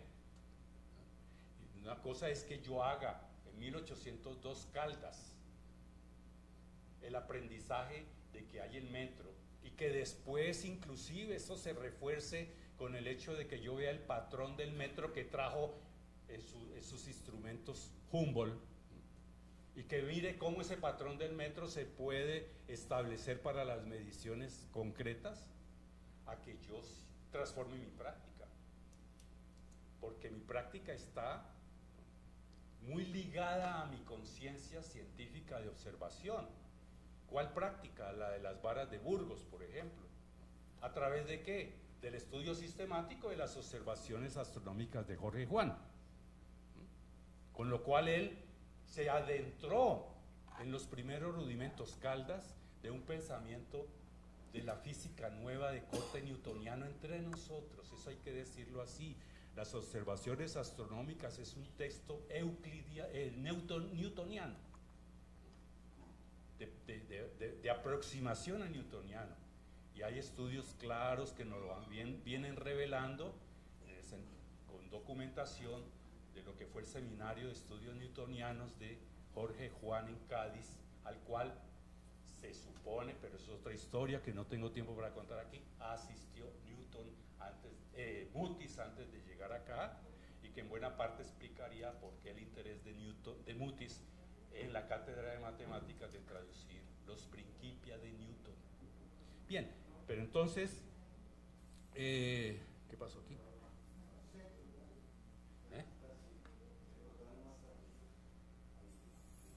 Bien, no me desvío porque ya estoy corto de tiempo exactamente, pero quiero decir pues que es ese sistema de prácticas dentro del sistema monárquico de medidas, ¿no?, sea inglés o francés o sea español, ¿no?, es una cosa arraigada, cristalizada en la conciencia, y que rige las prácticas, las relaciones de él con el saber, de lo métrico todavía no está, no es viable, pero es un momento de la metrización, de la matematización de la naturaleza en un registro semiótico nuevo, ¿no? Que tiene una factura política, y en eso estoy de acuerdo con Mauricio, es una práctica, ¿no?, de una factura política nueva. La metrización cambia un signo en la matematización del mundo por la vía del registro semiótico en que se establecen las medidas, que es el sistema métrico decimal. Bueno, la historia continúa en los siguientes términos. Para volver al isómetro, a ver, Caldas, Lozano y otros, que ellos conocieron el sistema métrico decimal desde 1803, digo, antes de la publicación de la geografía de las plantas en el semanario en 1809 y 1810, pero pesaba mal al precio. Bueno, eso es lo que les acabo de decir. En 1809, esto es muy interesante porque nos liga con la otra historia del isómetro. En 1809, Caldas está midiendo la altura del piso, llama él así, del nivel del mar, del observatorio astronómico, en una memoria que publica el semanario, ¿no? Y ahí, por primera vez de la escritura de Caldas, aparece la medida en metro. Digámoslo así, que es el primer registro es el primer escrito astronómico que se puede reclamar del registro semiótico republicano, 1809. La da en metros, en toesas y en varas, es decir, que hay la equivalencia de los tres sistemas. Y la fórmula se basa, para calcular eso, hasta ahí pues el capítulo de matematización y el registro semiótico. Ahora veamos el contenido epistémico de la fórmula, que es lo cognitivo matemático que hay allí. Pues bien, allí es una fórmula logarítmica en la que él utiliza. Y antes de decir cuál es la fórmula, quiero decir un hecho muy interesante que al historiador de los hechos, de las prácticas, no se le puede escapar, pero sí se le ha escapado. Es que aquí no hay, en esta fórmula, en esta memoria, por las condiciones tecnológicas de la imprenta en su momento, de atraso, no hay signos para poder describir en el lenguaje matemático original las correlaciones de las variables de la fórmula, y Caldas debe apelar a la lengua natural. Y lo dice: hemos puesto el pormenor del cálculo para que los observadores puedan aplicar esta fórmula a sus operaciones. La divulgo, sé lo que es esta fórmula y la divulgo, pero me perdonan, ¿no? Sentimos que la imprenta carezca de caracteres algebraicos para poder dar la expresión del célebre Laplace y reducir todas las ideas de este género a las medidas, a una sola línea. Gran problema, ¿cierto? Porque de pronto Caldas la ha podido pillar, pero sus lectores no necesariamente han podido pillar de que hay ahí esa fórmula. ¿Qué fórmula es?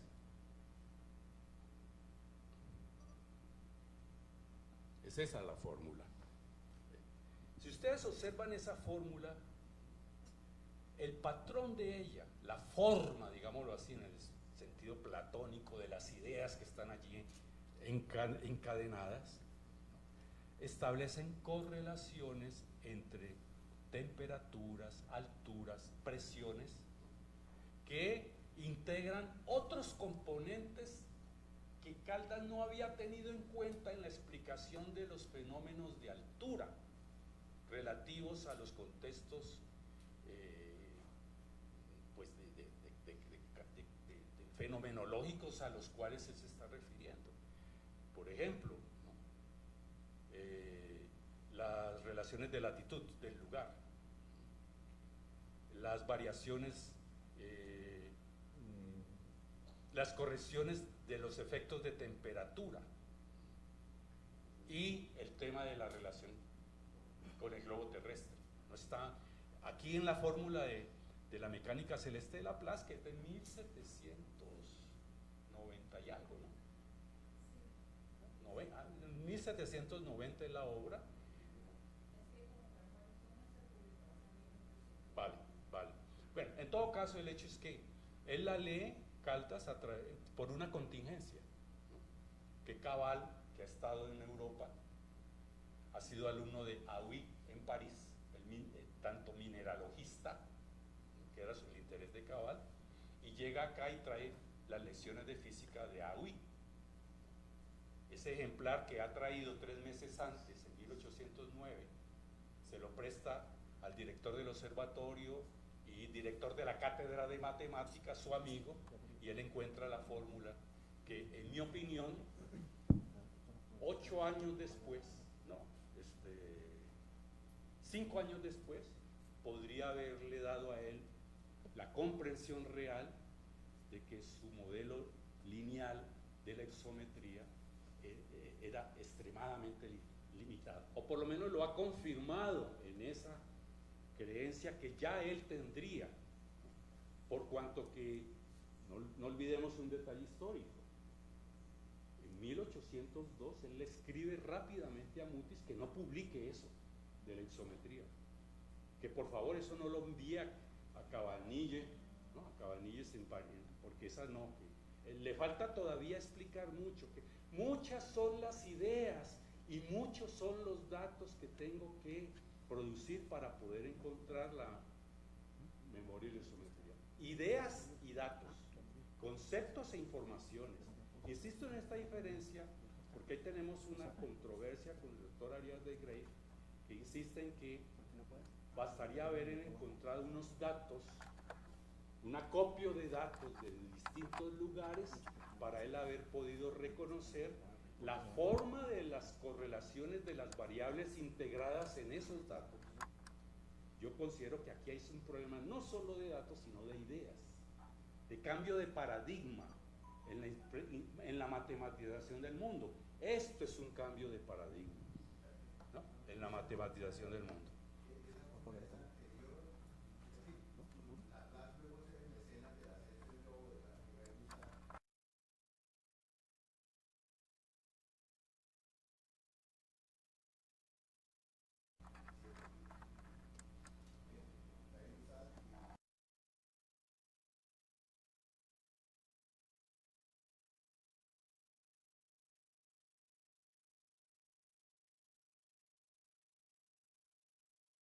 De Hauy, que es de 1803. ¿Sí? Esto ya es textos, digamos, esta es teoría que ya está circulando a nivel de los liceos de Francia, que cae ese tomo en manos de Caldas y él lo ve. Bien, bueno, estas son todavía hipótesis que todavía no están suficientemente verificadas, son con base en interpretaciones secundarias, pero bueno, ahí está el asunto de eso. Bien, ese es el texto de Hauy, lo tomo ahí para que tengamos en cuenta que todos estos matemáticos que están escribiendo esto son matemáticos de la Revolución Francesa, es decir, son funcionarios del régimen. Y todos estos libros están metidos dentro de, son descripciones de conocimientos de estados del arte, atravesadas por retóricas políticas en defensa de la República. Entonces, en 1809, la fórmula que encuentra Caldas en este texto de la Hauy está en un contexto de una defensa que hace la Hauy ante los liceanos del régimen republicano. Entonces, es una práctica, yo creo que por esa va en la dirección de lo que decía ahora Mauricio, ¿no?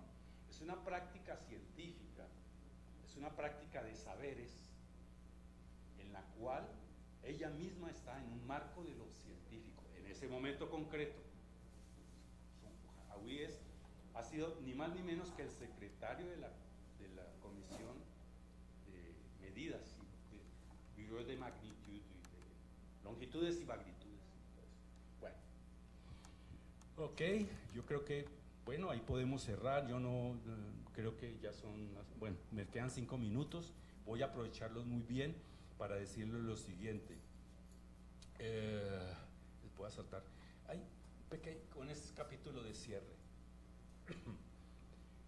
que me habla de la cultura matemática de Caldas de manera indirecta, a través del Lino de Pombo. Resulta que el Lino de la biografía pues más famosa de Caldas, todos sabemos, es la de don Lino de Pombo. Se publicó a lo largo del 19, 5 veces en distintos periódicos.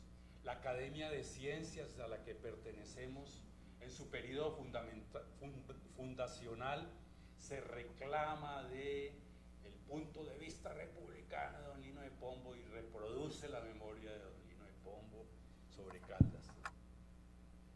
De manera pues que don Lino de Pombo es alumno de Caldas en el Colegio del Rosario.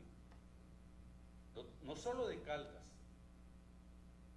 y no solo como alumno formal del Colegio del Rosario, en las clases particulares que Caldas le dio en el observatorio, leyeron muchas cosas que no hacían parte necesariamente del currículum del colegio, del plan de estudios del colegio.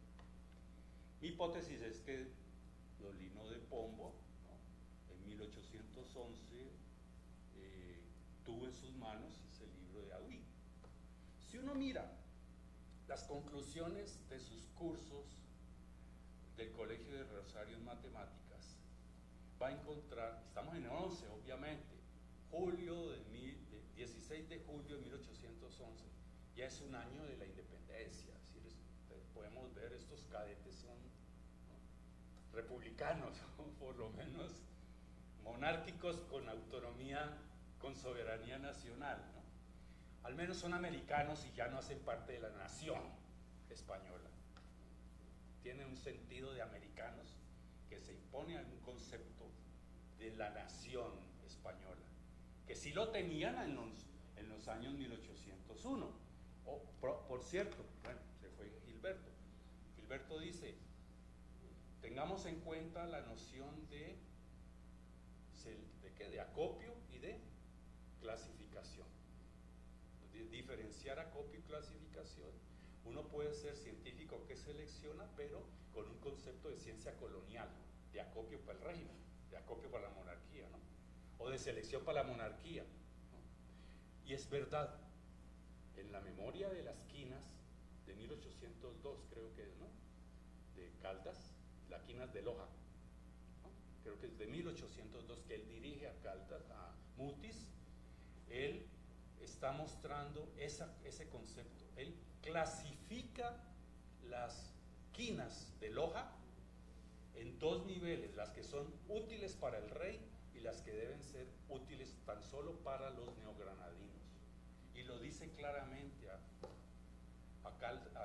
Mutis, que hay un concepto, digamos, técnico del saber, clasificarlas, que está en el horizonte de un sentido político, ¿no? Con lo cual él se reclama de una ciencia que es colonial. Pero acá ya es otra cosa. 10 años antes ya las cosas cambian, se matizan completamente. Y a través de don Lino de Pombo se ve eso, se ve que bien, es don Lino de Pombo, o ese muchacho Lino de Pombo en ese entonces, ¿no?, escribe unas conclusiones de matemáticas dentro de toda una efervescencia política de patriotismo, se las dedica al marqués de Selvalegre, ¿no?, que añó el padre Montúfar, que es, ¿no?, de Carlos Montúfar, y concluye pues con una declaración movilizadora del auditorio, que es supuestamente pues todos los notables de Santa Fe de Bogotá están allí escuchando esas conclusiones. Y en el marco de toda esa retórica de efervescencia patriótica, don Lino de Pombo mete sus matemáticas y hace, para no ir a fondo en este asunto, una defensa de una geometría astronómica como digamos, el ejemplo de lo que es el conocimiento útil en ese momento, 1811, de una astronomía de posición, etcétera, y que habla pues de lo que aprendió, ¿no?, en la cátedra, y manifiesta un alegato contra los sistemas de medidas monárquicos. Un furibundo alegato contra los sistemas de medidas monárquicos, mostrando que son del estado bárbaro de la humanidad, que cómo así de medir, ¿no?, de tomar la medida del rey para hacer una medida, ¿no?, objetiva de un fenómeno, cuando la Revolución Francesa nos ha dicho que el metro tiene una porción particular de lo que es la longitud de un meridiano, y que esa es la objetividad de la nueva ciencia.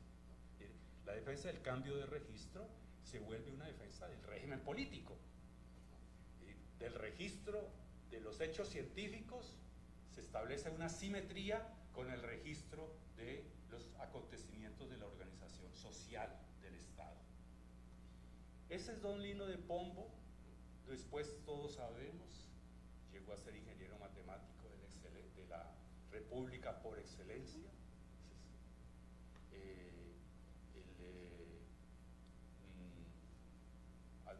diplomático varias veces, secretario de Estado, fundador del Colegio Militar, el antecesor de la Universidad Nacional. Y dos cosas que yo siempre digo que son fundamentales en don Lino de Pombo. No solo que escribió los dos textos más importantes de matemáticas en este país, el primer texto de álgebra y aritmética y el primer texto de geometría cartesiana, sino que compiló el primer sistema de legislación de Colombia. Tan importante es lo uno como lo otro para la Constitución de la República alrededor de los años 1850. El mismo hombre hace las dos cosas. Ese es el ingeniero de la República. Bien, concluyo solo con la última frase que tiene en su estudio de Caldas Pombo. Dice que la gloria de Caldas radica en haber propagado conocimientos útiles y doctrinas civilizatorias que estimularon, bueno, mis palabras, lo parafraseo, estimularon en nuestras élites el patriotismo y el ingenio de acuerdo con un patrón exógeno, mundial, universal, de nación culta. Y ahí concluyo. Gracias.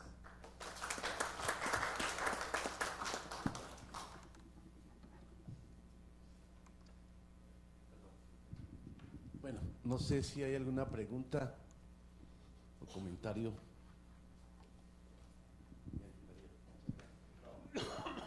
Muchas gracias, Luis Carlos, por tu presentación. Ha flotado aquí en el ambiente lo relativo a la ciencia útil y que hay una relación muy clara entre ciencia y política cuando observamos que las prácticas, los estudios científicos muchas veces, casi siempre necesitan auspicio. Y si es del Estado, el Estado puede tener intereses, o si es de particulares, pues también. Pero creo que debemos reconocer que siempre han existido aquellos que llamarían algunos ociosos, que han hecho ciencia sin importarles que vaya a tener aplicación o no. Y creo que la matemática nos da ejemplos al respecto.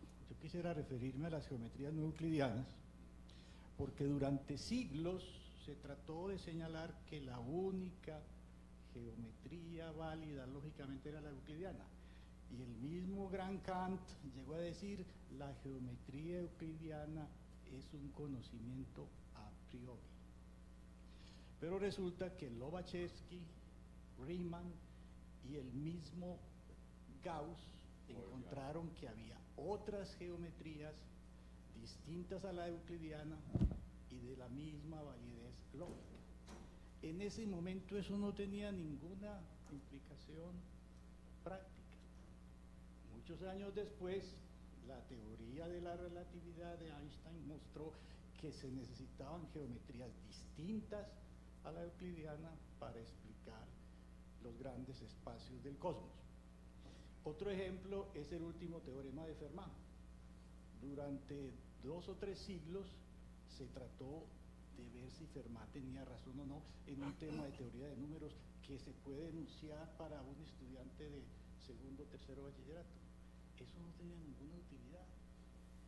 Y el siglo pasado, el señor Wiley trabajó 10 o 12 años solo, sin contarle a nadie, y encontró que Fermat tenía razón. Entonces yo creo que debemos ser muy conscientes de que siempre ha existido ese tipo de persona, que porque tiene medios, ya sea heredados o conseguidos, puede dedicarse a ese ocio, a las ciencias inútiles. Y para terminar, la ironía de un gran matemática que dijo, matemático, qué bellas son las funciones elípticas, lástima que tengan algunas aplicaciones.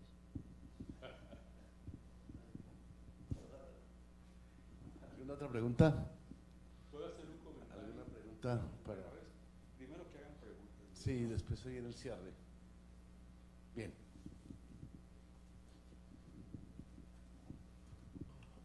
Profesor, me parece muy importante la semblanza y la descripción que nos hace de Caldas, y solamente tengo una pregunta así un poco, pues no sé si salida un poco de tono. El apelativo de sabio, ¿quién se lo dio o por qué y en qué contexto? De alguna manera uno conoce en esta historia oficial del sabio Caldas. Obviamente, escuchándolo, pues uno tiene, pues de alguna manera un acercamiento, pero eso puede tener alguna incidencia de tipo pedagógico, cultural, porque pues aparecen en el ambiente el apelativo de pues, sabio. ¿Alguna otra pregunta?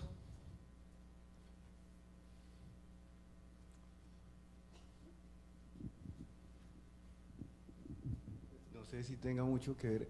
El asunto es que en la relación Humboldt-Caldas aparece como que Caldas está como en cierta forma en esto de la influencia del clima y los pueblos, digamos una especie que yo después lo veo reflejado en la cátedra de Humboldt en Berlín, cuando hace la geografía física con Ritter, y que muestra, digamos que trata de crear esas condiciones de que la geografía y la geografía humana, la interrelación hombre-naturaleza, ¿sí?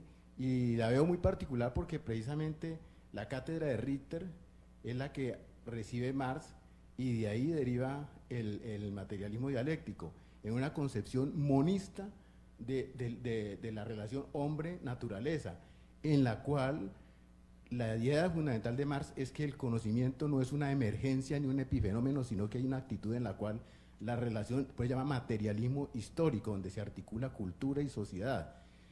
Muy diferente a la concepción de poder en Nietzsche, posteriormente, que es una lectura de réplica contra el positivismo que se desarrolla en el siglo XIX, para decir en un sentido bien determinado, sobre todo con respecto a la política, sociedad o ciencia y utilidad o no utilidad. De alguna manera, el dilema de si es una cosa trascendente o es una cosa, es decir, que el conocimiento como el lenguaje aparecerían como una superestructura, como un fenómeno por sobre, y aquí la discusión es realmente la ciencia, las condiciones en las cuales se da, es inmanente a la sociedad, es una parte no de la superestructura, sino de la estructura mismo. El discurso científico obedece a las condiciones objetivas y reales, no es una cosa que venga narrada desde fuera o que de alguna manera sea una especie de topus nous platónico, donde los objetos viven como en una especie de relación por fuera del carácter inmanente y monista de la concepción. De alguna manera, muchas cosas como la concepción de poder, un poquito me refiero a la lectura Foucaultiana, de que son cosas como que tienen que ver, como que son discursos con una cierta autonomía y que influyen de manera indirecta o puede ser un poquito como medio ociosa. Realmente es inherente y no es epifenoménica, es intrínseca a la estructura misma, porque de lo contrario sería un dualismo cartesiano, en la cual aparece las ideas como epifenómenos emergiendo o como una especie de materialismo anómalo, que es un poquito como... Cerramos con estas 3 preguntas.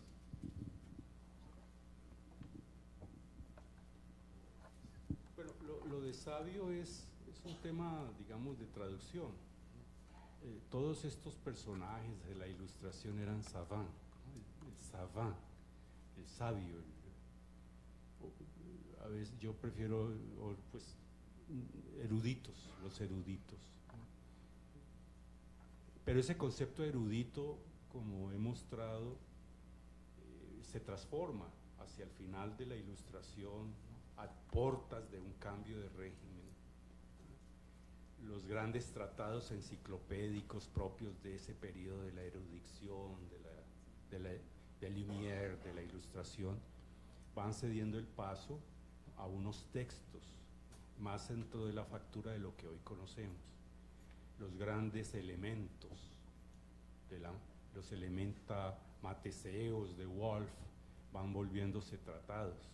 Entonces, la misma figura del savant, ¿no?, va orientándose hacia un conocimiento relativo a un oficio particular, ¿no? En el caso de Caldas, el ingeniero Caldas, ¿no?, o el biólogo Caldas, o el geógrafo Caldas, ¿no? Bueno, pero eso es por un lado. Por otro lado, también es cierto de que en este pensamiento de Caldas, ¿no?, hay como característica una búsqueda de interdisciplinariedad de saberes, ¿no?, de integración, de poner en juego, en diálogo, distintos saberes, y en particular de poner la matematización como un dominio a partir del cual es posible hacer geometría, astronomía, cartografía, mineralogía, meteorología, ¿no? Es decir, hay esa dimensión, pues, y lo que se comentaba esta mañana por parte de Mauricio Nieto y de Darío Valencia, pues este aspecto de la fitogeografía, ¿no?, que tiene que ver con ya no esa erudición, sino una articulación con una función epistémica de explicación de algo que es complejo, ¿no?, y que no admite un solo dominio de explicación, o inclusive que a nivel de lo matemático no puede verse una manera tan sencilla y simple de explicar un fenómeno, porque hay una complejidad de factores que tienen que ser incorporados, como el propio Descartes decía: seleccione usted desde el comienzo para la doble escritura aquello que es dado de aquello que no es dado, y que no se le quede nada de lo que es dado ni nada de lo que nos estamos buscando, sin que se le asigne un signo dentro del doble registro de representación. Entonces ya no es el erudito, es la historiografía, ¿no?, ha hecho casi que obligatorio que uno hable del sabio Caldas. Un amigo nuestro muy querido, Stefan Poll, ¿no?, tiene un libro divulgativo sobre Caldas, el sabio Caldas se llama. Así que esto, pues, ya, si una vez uno se aclara el asunto, puede usar la palabra sin problema. Lo que el comentario del doctor Valencia sobre la ociosidad, el derecho legítimo a trabajar por la ciencia en sí misma, su ejemplo es precioso, es muy interesante. No sé si fuiste tú mismo el que hablaste de la expedición en Egipto, en algún momento, ¿sí?, de Napoleón. Bueno, ese es un buen capítulo, eso le suena a uno como historiador a música celestial para hablar de este tema, porque resulta que quien preside la expedición a Egipto es uno de los los matemáticos más célebres del 19 y más actuales en el momento presente, como es Fourier, Joseph Fourier, ¿no? O sea, ese nombre está metido en todo, los análisis, las teorías de señales de Fourier, el análisis de Fourier. Eso, no habría desarrollo contemporáneo de la matemática, no había desarrollo tecnológico e industrial si eso no se hubiese dado, ¿no? Pero también no habría matemáticas de teoría no existiría el concepto moderno de función si él no hubiese tratado de desarrollar una función a través de los desarrollos de Fourier, ¿no? Primero para medir, ¿no?, la difusión del calor en una superficie, luego en un volumen, etcétera, etcétera. Bien, resulta que este fue el sabio que fue enviado por Napoleón a Egipto, ¿no?, a desarrollar el Instituto de Ciencias de Francia en Egipto y a traerse pues todo lo que hoy hay en el Louvre de Egipto. En los años 1840 hay un debate muy fuerte entre Fourier y, tú hablaste de las ecuaciones, Jacobi, o las funciones elípticas de Jacobi, sobre este problema de lo útil y lo ocioso, ¿no? Fourier, por supuesto, se declaraba defensor de lo útil, útil para las aplicaciones, útil para las explicaciones de los fenómenos materiales y útil para el poder, porque él sabía mucho de eso, de ser funcionario napoleónico. O sea que esas tres dimensiones de la utilidad, él las tenía muy claras en la... Otros como Jacobi, ¿no?, su trabajo matemático era creando seminarios, estableciendo escuelas de pensamiento, desarrollando las funciones elípticas, ¿no?, que tuvieron que esperar hasta que llegara Poincaré para poderlas recuperar 50 años más antes y estudiar problemas de dinámicas, ¿no?, de fluidos a través de las funciones elípticas. Y la polémica es, hay un célebre aparte en donde Jacobi dice, el señor Fourier dice que la importancia de la ciencia y de las matemáticas es por su utilidad. Nosotros afirmamos que la importancia de las matemáticas es por el honor del espíritu humano. Ya es una república consolidada, ¿no?, en la que se da lo uno y lo otro. Yo creo firmemente en ese eslogan es mi eslogan. Bueno, se fue nuestro amigo, pero ese es un problema, no en el tenaz. Muy bien, bueno, y entonces creo que ya está bien. Bueno, yo quiero cerrar este evento agradeciéndole, pues como siempre, a los asistentes, porque si no, realmente sería poco significativo, y también a los conferencistas, al profesor Darío, al profesor Diego, al profesor Luis Carlos y a todos los que vinieron, a Luz Marina también. Yo considero que ha salido muy bien la jornada, un poco larga, pero creo que tocaba hacerla de esa magnitud. Y invitarlos a la exposición de Francisco José Caldas, que lo tengan presente, que sigan trabajando en eso, y también al congreso que se llevará a cabo en Popayán, en la Universidad del Cauca. Un abrazo para todos.